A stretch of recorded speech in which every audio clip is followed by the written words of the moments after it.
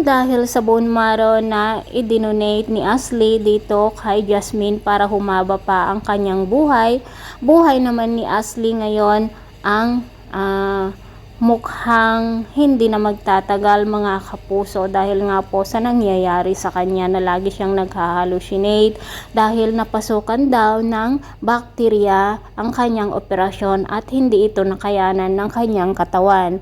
Paghihiganti naman ang nasa isip ni na Edward at Thea dahil sa nangyayari sa kanilang anak, at umiiyak sila na sinasabi ni Thea na bawat luha na tutulos sa kanila ay iyon din ang gagawin nilang pagpapahirap o paghihiganti dito kila Marge at Paulo, dahil nga sila daw ang dahilan kung bakit nagkakaganon itong si Ashley. Mga kapuso, humingi nga ng tulong si Edward dito kay Greg, ngunit hindi ito pinagbigyan ni Greg dahil nga ang alam ni Greg ay hindi niya tunay na anak si Edward at anak daw ito ni Regina sa ibang lalaki. Kaya pala ganun na lamang ang pakikitungo ni Greg dito kay Edward, ni hindi niya ipinaramdam ang pagmamahal bilang isang ina.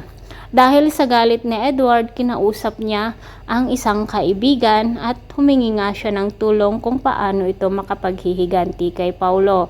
Sinabi nga ni Edward dito kay Marge at Paulo na magdedemanda sila dahil sa nangyari kay Ashley. Nalulungkot naman si Jasmine dahil nga sa nangyari dito sa kanyang half-sister. Gagaling nga siya pero ang kanyang half-sister naman ngayon ang naghihirap.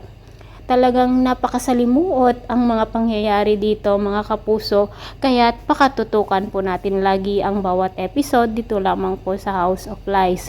Ano naman kaya ang gagawin ni Marge at Paulo dito sa banta ni Edward sa kanila, dahil nga po nakukonsensya din sila, alam nila ang nararamdaman ng mga magulang kung naghihirap ang isang anak. Maraming salamat mga kapuso sa walang sawang pagsubaybay. See you on my next video. God bless.